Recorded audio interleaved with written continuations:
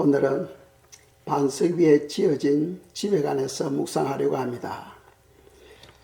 신앙의 집을 잘 짓는 것은 장차 저희들께 주어질 부활을, 더 좋은 부활을 준비하는 것이기 때문에 대단히 중요합니다.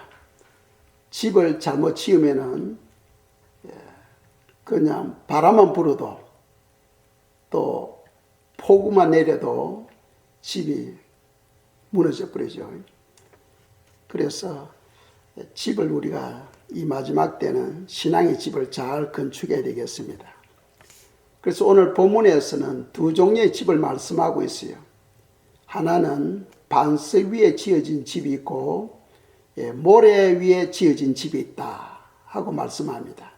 그래서 오늘 이 두 가지를 저희들이 묵상하려고 합니다. 먼저 마태복음 7장 24절을 보겠습니다. 읽겠어요. 그러므로 누구든지 나의 이 말을 듣고 행하는 자는 그 집을 반석 위에 지은 지혜로운 사람 같으리니. 아멘. 반석 위에 집을 짓는 사람은 이 말을 듣고 행하는 자다 하고 말씀합니다. 이 말이 무슨 말입니까? 즉 마태복음 5장, 6장, 7장 산상수훈 우리 주님께서 산에서 설교하신 말씀이죠. 이 5장, 6장, 7장은 예수님의 설교로서 대단히 중요합니다. 그래서 여러분들이 시간을 내어서 자주 주님께서 직접 설교하신 말씀이기 때문에 여러분들이 자주 읽고 또 그 말씀을 마음에 새기면 좋겠습니다. 그래서 주님께서 이 말을 듣고, 즉 5장, 6장, 7장 이 말을 듣고 행하는 자는 바로 반석 위에 집을 지은 자다 하고 말씀합니다. 그런데 문제는 뭐냐 하면은 우리가 마태복음 7장 그 성경의 14절에 보시면은 이 반석 위에 짓는 사람들, 이런 사람들은 적다 하고 이야기하고 있어요. 성도가 되면은 많은 사람들이 반석 위에, 모래 위에 짓는 집이 아니고 반석 위에 짓는 집을 위해서 많은 성도님들이 그것을 찾아가야 되는데, 실제로 반석 위에 짓는 집을 위해서 찾는 사람은 적다 하고 14절에서 말씀하고 있습니다. 오늘도 이 말씀을 위해서 또 지난주 또 기도하는 중에 주님께서 주신 비전이 뭐였느냐 하면은 우리가 브라운색의 고무 컨테이너가 있잖아요. 우리 소위 한국말로 하면은 다라이라 합니까? 이런 이제 직경이 한 60, 70 되는 그런 컨테이너. 제가 포도송이가 있는데 포도송이를 따서 그 컨테이너에 담고 있는 것을 보게 하시는 거죠. 그래서 이거는 열매에 관한 말씀인데 하면서 오늘 본문 말씀을 생각나게 하시더라고요. 그래서 오늘 이 본문 말씀을 준비하게 된 것입니다. 24절에서 보면은 그 집을 반석 위에 지은 지혜로운 사람 같으리니 했어요. 반석이 무엇이냐는 거예요. 반석이. 이 반석을 알아야 그 반석 위에 집을 지을 거 아닙니까? 그렇겠죠. 그래서 고린도전서 10장입니다. 2절에서 4절까지 말씀이에요. 읽겠습니다. 모세에게 속하여 다 구름과 바다에서 세례를 받고 다 같은 신령한 음식을 먹으며 다 같은 신령한 음료를 마셨으니 이는 그들을 따르는 신령한 반석으로부터 마셨으며 그 반석은 곧 그리스도시라. 아멘. 반석이 뭐라고 이야기하고 있어요? 그리스도, 예수 그리스도다. 그러니까 반석 위에 집을 짓는다는 것은 예수 그리스도 위에 신앙의 집을 건축하는 겁니다. 이스라엘 백성들이 광야 생활할 때에 그들이 목이 마릅니다.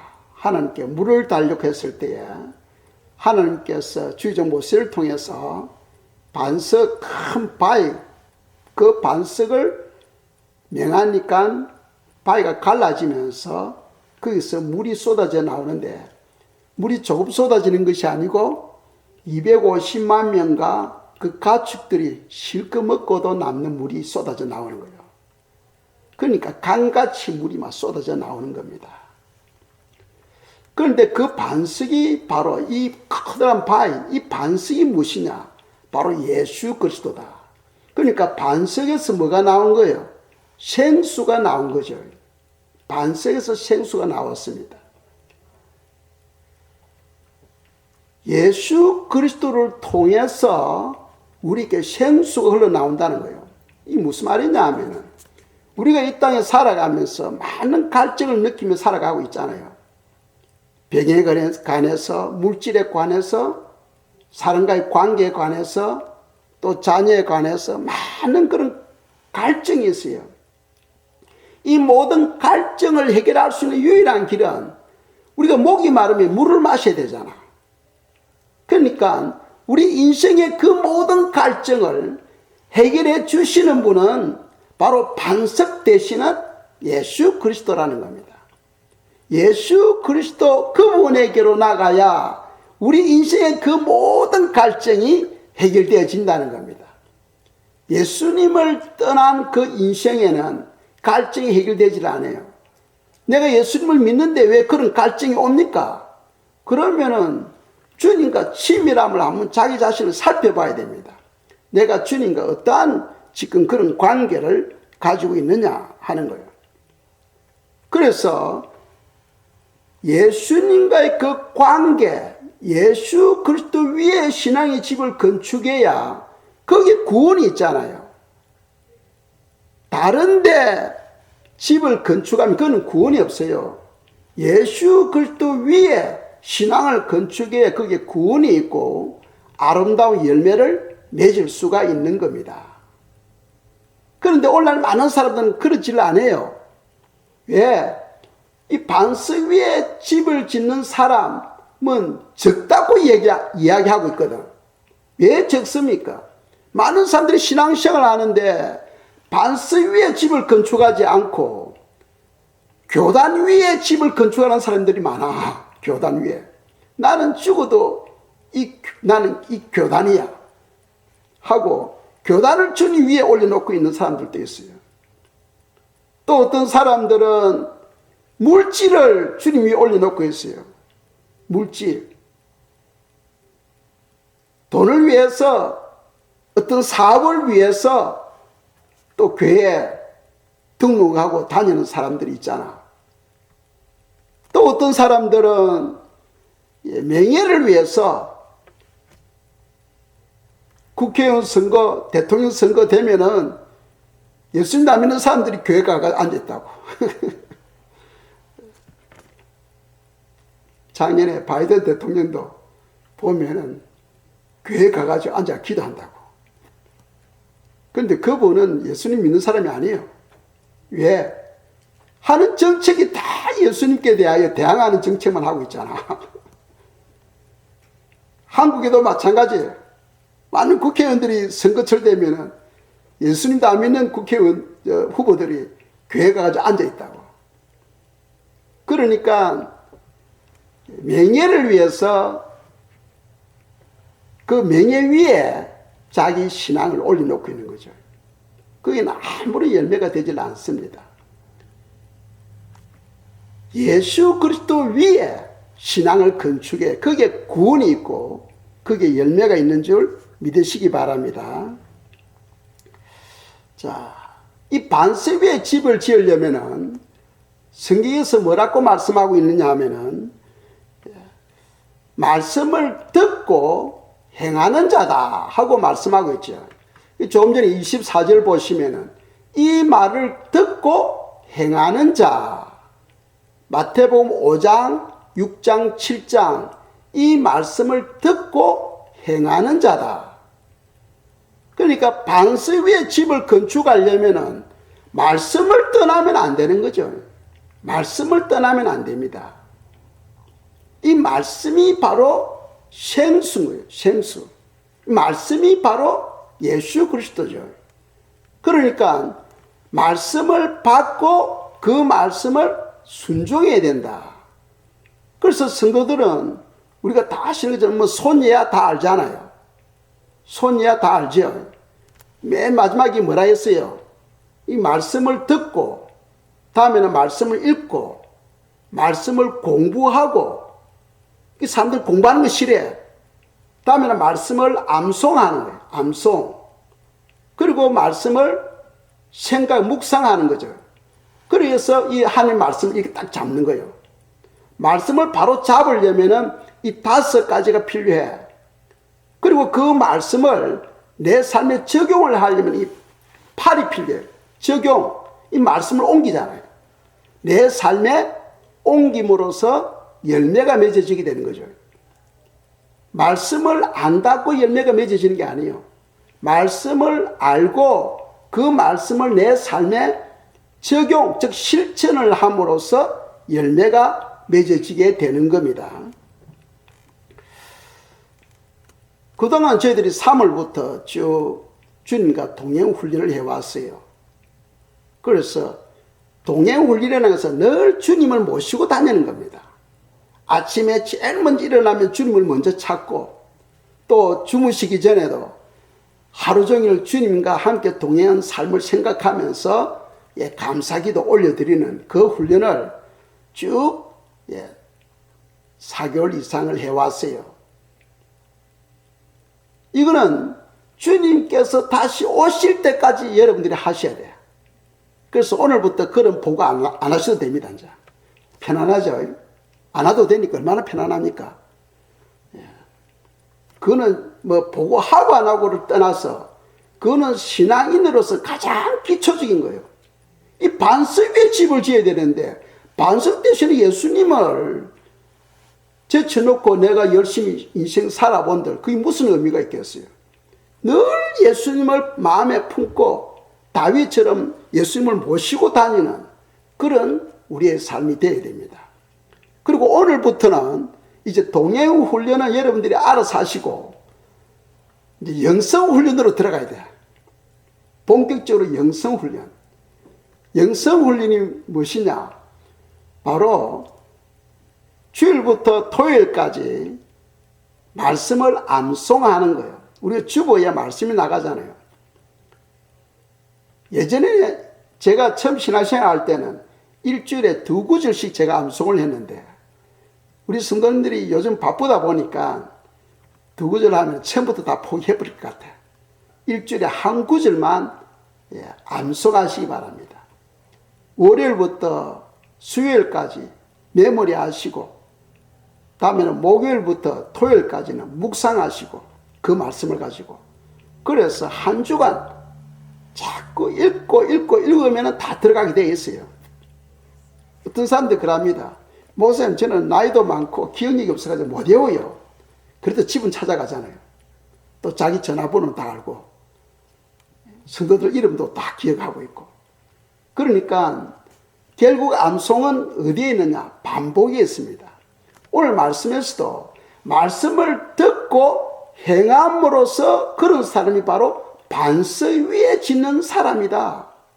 반석 위에 집을 지으려면은 말씀을 듣고 받고 행하는 과정이 필요하다는 거죠. 그래서 영성훈련 월요일부터 토요일까지 암송 한 구절 외우시고 그리고 보고는 토요일만 하면 됩니다. 암송 주보에 다 나와 있어요. 그리고 한 가지 더 기도와 찬송입니다. 1시간씩 하루에 기도하라면 하실 분이 아무도 없어. 우리 교회 전통에 보면 예전에는 하루에 기도 시간 2시간씩 하도록 했었잖아요. 그래도 그때 다 열심히 하셔서 그런데 이번 영성 훈련에는 30분으로 잡았습니다. 이 30분 속에 찬양하고 또 기도하고 하면은 30분도 짧아요. 찬양 뭐 한 서너 번 불러버리면 10분 지나가 버리잖아. 그리고 주님하고 감사기도 해버리면 또 20분 지나가 버려요. 그러니까 또 오전에 또 한 뭐 15분, 20분 기도하고 또 밤에 또 15분, 20분 기도하고 나면은 하루에 30분은 아무것도 아니죠. 그런 누구나 다 할 수 있는 거예요. 성도는 기본적으로 기도는 필수지 않습니까? 훈련을 위해서 제가 끌어주는 거예요. 이거는 해라 해서 하는 게 아니고 여러분들이 스스로 하셔야 되는데 이제 처음에 제가 끌어주는 거예요. 아시겠죠? 그러니까 누구나 다 참여하시기 바랍니다. 왜 그러냐면 천국에는 단계가 있잖아요. 처음에는 낙원이 있고 다음에 왕국이 있고 다음에는 시온성이 있고 다음 마지막에 예루살렘 성이 있어요.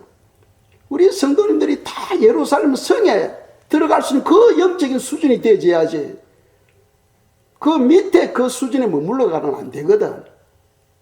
그래서 성경 여러분들 읽으면은 반석 위에 지는 사람은 좁은 문, 좁은 길로 가는 거예요. 그런데 성경 뭐라고 말씀하고 있냐면은 그 길은 찾는 사람이다. 찾는다 하고 표현하고 있어요. 모래 위에 짓는 사람은 그냥 가는 사람들이고 반석 위에 집을 짓는 사람은 좁으면 좁은 길로 가는데 그 길은 찾는 사람이 적고 그 길로 가는 사람은 찾아서 간다는 거예요. 거기에는 찾는다는 의미는 자기 노력과 수고가 포함되어진다는 거죠. 근데 오늘날 사람들은 전혀 아무런 수고도 하지 않고 천국을 그냥 공짜로 받으려고 하잖아. 여러분들 직장에 다니면서 봉급 받는데 가만히 있는데 봉급 주는 회사가 어디 있어요? 그런 회사에서 저 좀 소개해 주세요. 저도 그런 데 좀 가고 싶어. 그런데 하물며 영광스러운 천국을 우리가 얻게 되는데 가만히 있는데 그게 가집니까? 그게 안 되죠. 두 번째로 저희들이 묵상할 것은 모래 위에 짓는 집입니다. 생명으로 인도하는 길이 있고 멸망으로 인도하는 길이 있다는 거죠. 멸망으로 인도하는 길은 많은 사람이 그 길로 간다는 겁니다. 많은 사람, 13절에서 말씀하죠. 멸망으로 인도하는 문은 크고 그 길이 넓어 그 길로 가는 사람들이 많다는 겁니다. 그러니까 많은 사람들이 신앙생활을 하는데 그쪽으로 간다는 거예요. 그쪽. 왜? 편하니까. 너 나 할 것 없이 다 그 넓은 길로 간다는 거예요. 그런데 14절에서 생명으로 인도하는 문은 길이 좁고 찾는 사람이 적다. 그러니까 소수의 사람만 그 생명의 길로 가게 된다 하고 이야기하는 거죠. 자, 마태복음 7장 26절입니다. 읽겠어요. 나의 이 말을 듣고 행하지 아니하는 자는 그 집을 모래 위에 지은 어리석은 사람 같으니 아멘. 주님의 말씀을 받고 듣고 행하면은 반석 위에, 그런데 그 말씀을 행하지 아니하는 사람은 모래 위에 집을 짓는다. 그리고 그런 사람을 성경은 어리석은 사람이다 하고 예수님께서 말씀하죠. 어리석은 사람이다. 마태복음 7장 25절과 27절 말씀입니다. 읽겠습니다. 비가 내리고 창수가 나고 바람이 불어 그 집에 부딪히되 무너지지 아니하나니 이는 주초를 반석 위에 놓은 연고요. 비가 내리고 창수가 나고 바람이 불어 그 집에 부딪히며 무너져 그 무너짐이 심하니라. 아멘. 자, 이 모래 위에 지는 사람들은 이와 같다는 겁니다. 모래 위에 지는 사람들은 바람이 불고 비가 쏟아지고 할 때에 그 집이 쉽게 그냥 무너져 버린다는 거죠. 그런데 반석 위에 지은 사람들은 아무리 바람이 불고 폭우가 쏟아지고 해도 그 집이 반석 위에 지었기 때문에 단단해진다는 겁니다. 이 말은 무슨 말이냐 하면은 우리가 살아가는데 많은 환난들이 있잖아요. 많은 환난들이 있어요. 질병으로 인해서 또는 여러 가지 또 형편상 어려움이 올 때에 이 사람들이 내가 예수님 믿는데 왜 나에게 이런 고난이 오나 하고 불평하고 원망하는 사람들 있잖아요. 이제 그런 사람들은 바로 모래 위에 집을 지은 사람이라는 거죠. 모래 위에 지은 사람들, 그렇지 않으면은 이제 초신자들, 그런 사람들이 바로 어떤 고난이 오면은 원망하고 불평하잖아요.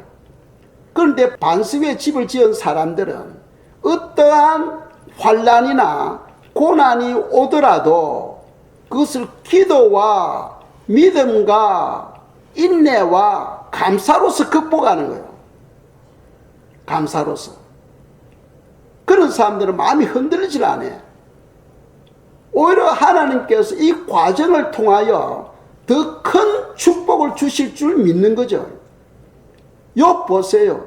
욥에게 엄청난 고난이 왔지만은 그 과정을 통해서 갑절에 복을 받게 되는 영광을 얻게 되잖아요. 그게 이제 반석 위에 집을 지은 사람들이다 하고 우리가 이야기를 할 수 있는 거죠. 그 반석 위에 신앙의 집을 건축하는 사람은 생명의 길로 가는 사람들이에요. 생명의 길로. 그 길은 좁으면 협착한 길이다. 그리고 기도와 믿음과 인내와 감사로서 극복하게 된다는 거죠. 그런데 모래 위에 집을 짓는 사람들은 멸망의 길로, 점점 멸망의 길로 한 걸음 한 걸음 나가고 있는 거라는 거예요. 그런데 그 길을 가는 길은 넓다는 겁니다. 넓으면 넓은 길이라는 거예요. 그리고 그 길은 많은 사람들이 다 그쪽으로 간다는 겁니다. 많은 사람들이. 이제 그런 사람들은 어떤 환난이 오면은 원망하고 불평하고 또 시험에 들어서 넘어지기도 하고 한다는 거죠. 그 이유가 모래 위에 신앙의 집을 건축했기 때문이다 하고 말씀합니다. 자, 한 구절 보겠습니다. 마태복음 7장 19절 20절 말씀입니다. 읽겠어요. 아름다운 열매를 맺지 아니하는 나무마다 지켜 불에 던져지느니라. 이러므로 그들의 열매로 그들을 알리라. 아멘. 자, 열매에는 두 종류가 있어요. 아름다운 열매가 있고 또 나쁜 열매가 있습니다. 주님은 너가 예수님 믿느냐, 너가 나를 믿느냐, 그걸 보지 않아요. 그걸 보지 않습니다. 예수님을 믿는 사람은 반드시 아름다운 열매를 맺게 된다는 거예요. 입으로는 주여 주여 나 예수님 믿습니다, 내 예배 드립니다 할지라도 그 삶의 열매가 나쁘면은 그건 예수님을 믿는 게 아니라는 거죠. 예수님과의 관계에 문제가 있다는 겁니다. 그래서 20절에서 뭐라고 말씀합니까? 이러므로 그들의 열매로 그들을 알리라. 네가 입으로는 주여 주여 아무리 외친다 할지라도 너 열매를 보면 네가 나를 믿는 건지 안 믿는 건지 안다는 거예요. 주님은 열매로 평가합니다. 그 열매를 보고 네가 구원을 받을 사람이다, 구원받지 못할 사람이다 결정되어진다는 겁니다.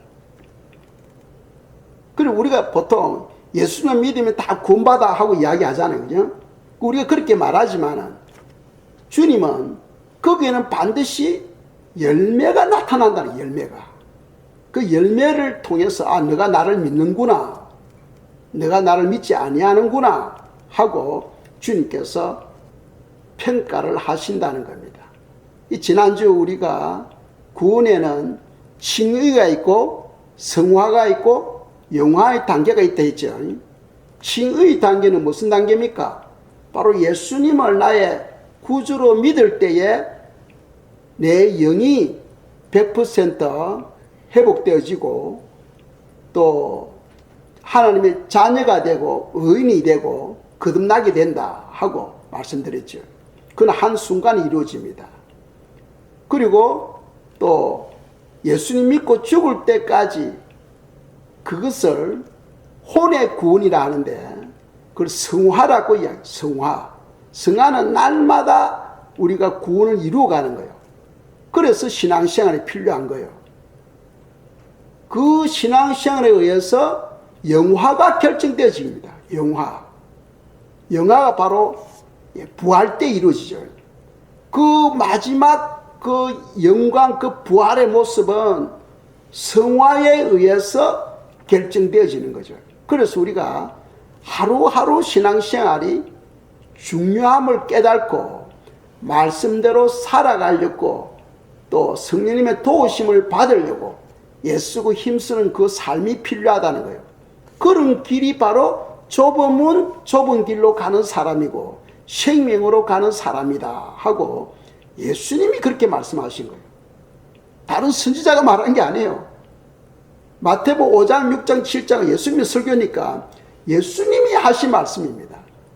우리의 구원자 되시는 그분이 하신 말씀인데 우리가 어떻게 그 말씀이 틀렸다 하고 이야기할 수 있겠어요?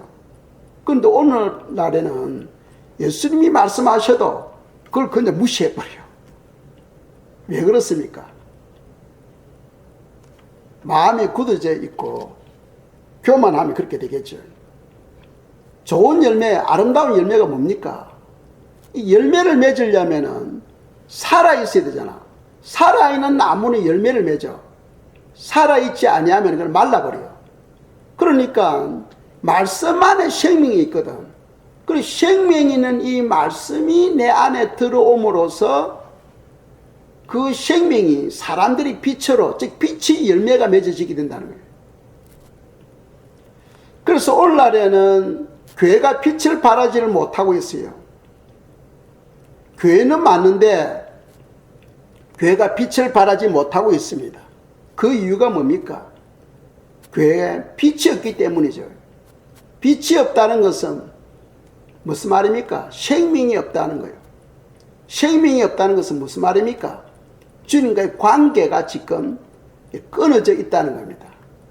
교회는 맞는데 주님과의 관계가 끊어진 상황에서 아무리 내가 말씀하고 전해도 거기에는 생명이 없고 그는 빛의 열매가 나타나지를 않는 거죠.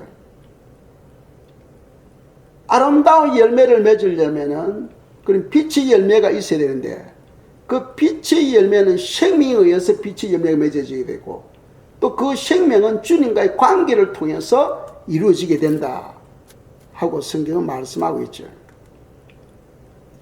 그런데 오늘날 왜 사람들이 넓은 문, 넓은 길을 좋아합니까? 이 하나님의 말씀을 읽고 이 말씀대로 살려고 하면 사람들이 율법주의자로 무시해버리죠. 우리는 복음주의자인데 우리는 그거는 율법이야, 율법 하고 무시합니다. 그리고 또 하나님의 은혜를 잘못 이해함으로써 우리는 은혜로 산다고 모든 것을 다 놔버려요.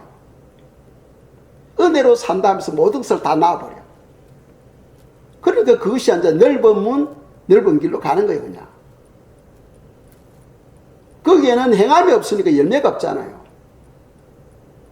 설교를 통해서 지식은 늘어나지만은 행함이 없으니까 열매가 없게 되는 거죠. 그러니까 주님은 열매를 보고 너가 나를 믿는 건지 나를 사랑하는 건지 내가 알겠다 하고 말씀하고 있잖아요. 우리가 주님을 사랑하는 것은 성경 무엇으로 표현하고 있습니까? 나의 말을 가지고 지키는 자가 나를 사랑하는 자다. 요한복음 14장 21절에서 말씀하잖아요. 우리가 어떻게 주님을 사랑합니까? 눈에 안 보이는 주님을 어떻게 사랑해요? 하나님의 말씀을 받고 지키는 그것이 바로 하나님을 사랑하는 거다 하고 성경은 구체적으로 말씀하고 있잖아요. 마태복음 7장 22절 23절 읽겠습니다. 그날에 많은 사람이 나더러 이르되 주여 주여 우리가 주의 이름으로 선지자 노릇하며 주의 이름으로 귀신을 쫓아내며 주의 이름으로 많은 권능을 행하지 아니하였나이까 하리니 그때 내가 그들에게 밝히 말하되 내가 너희를 도무지 알지 못하니 불법을 행하는 자들아 내게서 떠나가라 하리라. 아멘. 22절 23절 이 말씀을 사람들이 잘못 이해해요. 지금 21절까지는 주님께서 계속해서 열매에 관해서 말씀하고 있거든요. 열매에 관해서. 열매에 관해서 말씀하면서 갑자기 22절에서 은사에 관해서 말씀하고 있어요.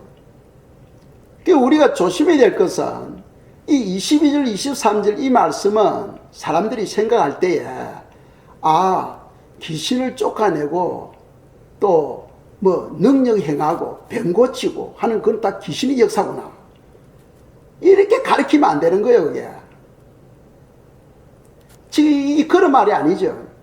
여기서 주시는 교훈은 은사가 잘못됐다 그런 게 아닙니다. 은사를 탓하는 게 아니고 열매를 지금 탓하고 있는 거예요. 열매를. 그걸 아셔야 돼.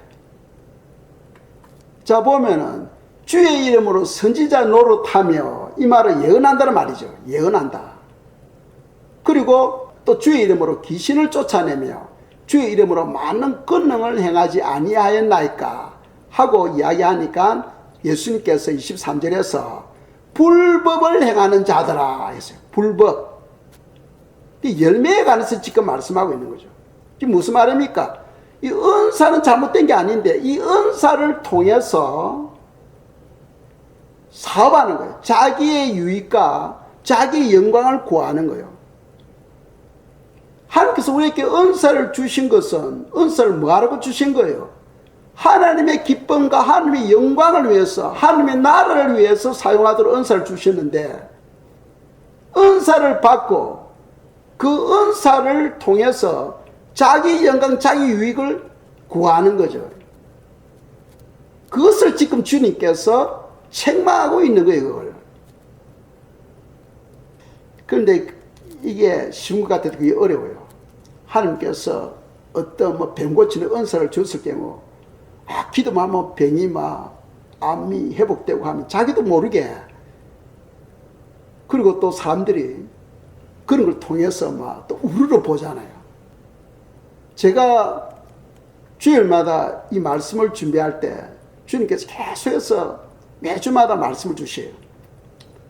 그런데 여러분들이 생각할 때 우리 김 목사 되게 참 영적인 사람이네, 신령한 사람이네 하고 생각하죠. 안 그래요. 저나 여러분들은 똑같아. 제가 주일 말씀을 받기 위해서 그냥 기도하면 하나님께 척척 주고 아니에요. 말씀을 받기 위해서 금식하며 하루 종일 기도할 때가 많아요. 그래 깨워주시는 것이 아니라 아주 짧게 본문에 해당되는 그런 말씀을 주셔요. 때로는 피를 말린다니까. 왜 그런 과정이 필요하냐? 예수님도 그랬잖아요. 예수님도 그냥 설교를 한 게 아니죠. 아버지께서 하시는 말씀을 듣고 내가 너에게 말한다 했잖아요. 그럼으로써 아버지와 예수님이 하나가 되었거든. 우리가 예수님과 하나가 되려면 예수님으로부터 말씀을 받고 그 말씀을 증거함으로써 예수님과 하나가 될 수가 있는 거예요. 그 하나 되는 게 쉬운 게 아니라는 거예요. 우리가 은사를 조심해야 될 것은 많은 사람들이 은사를 보고 그거는 귀신의 역사야 그렇게 말하면 성령 해방제에 들어가요. 예수님도 그랬잖아요. 예수님이 귀신을 쫓아내니까 바리새인들이 뭐라고 말했습니까? 귀신의 왕을 힘입어서 귀신을 쫓아낸다 했잖아. 그러니까 예수님께서 성령의 해방제에 대해서 말씀하시죠. 은사가 잘못된 게 아니고 그 은사를 잘못 사용함으로써 자기 유익과 자기 이익을 위해서 사용함으로써 책망을 받는 거죠. 내 영광이 되면 안 됩니다. 성경에 보면 나오죠. 사도행전 12장에 보시면은 헤로드 왕이 죽어요. 헤로드 왕이 왜 죽습니까? 시돈과 두르에서 그것을 연설을 해. 연설을 하니까 시돈과 두루 사람들이 와 신의 소리다 하고 확 떼어줍니다. 그러니까 자기가 마치 신이 된 것처럼 착각해버려. 그래서 그것을 하나님께 영광을 올려드리지 않고 자기가 가짐으로써 독충이 그냥 물어가 죽여버립니다. 사도행전 12장에 나오잖아. 그러니까 우리가 하나님의 영광을 차지하면 안 돼. 먹든지 마시든지 무엇을 하든지 누구의 영광을 위해서? 하나님의 영광을 위해서 하라고 성경은 기록하고 있어요. 그런데 오늘 이 본문에서는 사람들이 귀신을 쫓아내고 예언하고 병을 고치고 그거 한 것을 잘못 이용한 거예요. 자기의 유익과 자기 영광을 위해서 그걸 사용한 거예요. 그러니까 하나님께서는 불법을 행하는 자들아 나에서 떠나가라 하는 거예요. 은사가 나쁜 게 아니고 그 열매가 나쁘다는 거예요. 그 열매가.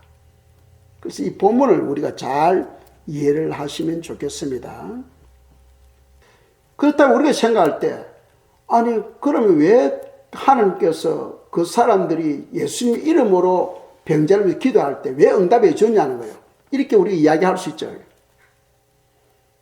자기 영광을 위해서 구하는데 왜 주님께서 응답해 주시냐는 거예요. 그것이 바로 기도의 능력이라는 거예요. 우리가 기도하면은 하나님께서 할 수 있는 대로 응답해 주신다는 거예요. 그런데 우리가 기도할 때 하나님의 뜻을 쫓아서 기도해야지 내 영광을 위해서 기도하면 안 된다는 거예요. 그래서 성경 시편 106편 15절에서 이렇게 말씀하고 있습니다. 읽겠어요. 그러므로 여호와께서는 그들이 요구한 것을 그들에게 주셨을지라도 그들의 영혼은 쇠약하게 하셨도다. 아멘. 기도하니까 하나님께서 들어는 주셔. 그런데 그 사람의 영혼은 말라가는 거예요.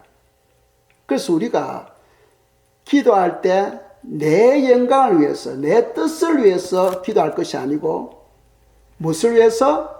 주님의 영광을 위해서 우리가 기도해야 된다. 주님의 뜻을 위해서 우리가 기도해야 된다 하는 것을 성경 우리에게 말씀하고 있습니다.